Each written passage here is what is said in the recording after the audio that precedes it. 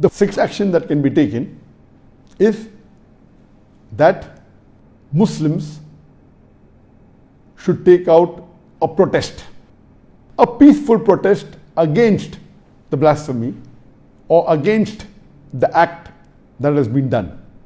But we should make it a point that the protests should be peaceful. We should not use any violence. We should not damage any property. We should not do vandalization. It should be a peaceful protest, and larger the numbers, the better it is. And we know that there were large numbers of protests have taken place in the past in various acts of blasphemy done in the past, whether it be Salman Rushdie, whether it be Danish cartoon, and now also just a few days back, mashallah, people did take out large processions in countries like Bangladesh. There were more than 40,000 people. Larger the procession, the better it is. It should be a peaceful procession, and there should be a letter drafted depending upon what the act that is done wrong. In this case, it can be to the French embassy or the French consulate in that city. A letter should be given to the consul general or to the ambassador that we disagree what the president of France has said against Islam, against our beloved Prophet Muhammad. There should be a letter of condemnation. These processions that are there, it has an impact.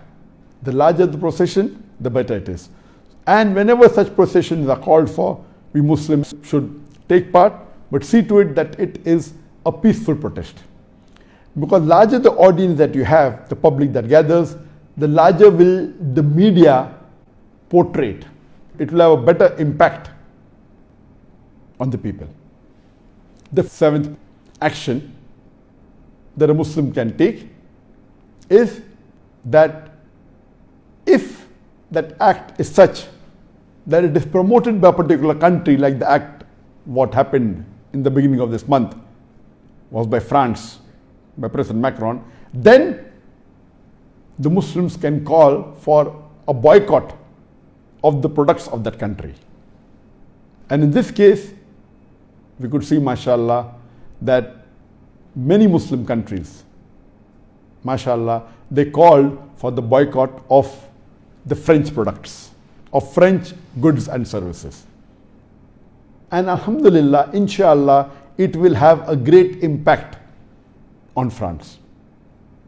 And in this campaign that I did on my Facebook, I made 5 posts last Wednesday, about 3 days ago, mentioning that we should boycott the products of France and the services.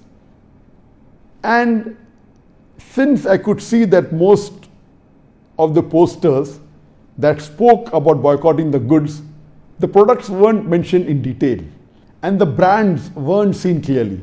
So I decided to select the 100 most famous brands of France, starting from Louis Vuitton, Chanel, Hermes, and so on and so forth, total. And the first post, I gave the top 10 brands of France. The second post, the top 11 to 25 brands of France.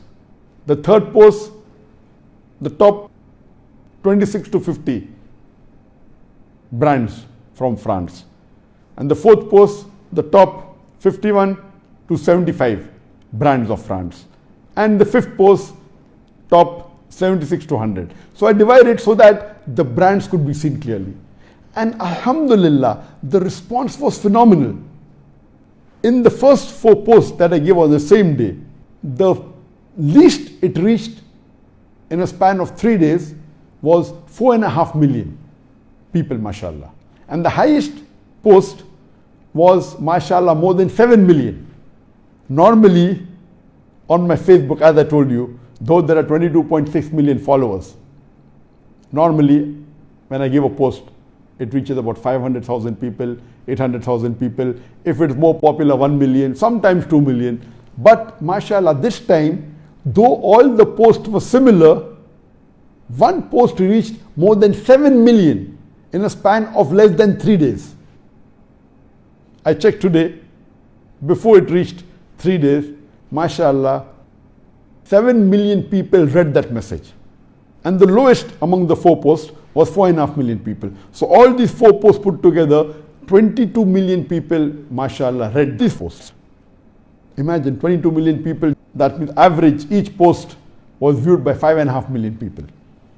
As I said, that when a campaign is done, we should see to it that we don't leave all our activities. I decided to do this campaign on my Facebook for 5 days only, because I'm involved in other dawah activities. We should not stop all other activities, and all of us are concentrating on this for months together. Yes, we have to take out some time, maybe 5 days, 6 days, 1 week, and then continue with activities. And there should be others who carry forward, which I will discuss later in my 14th point.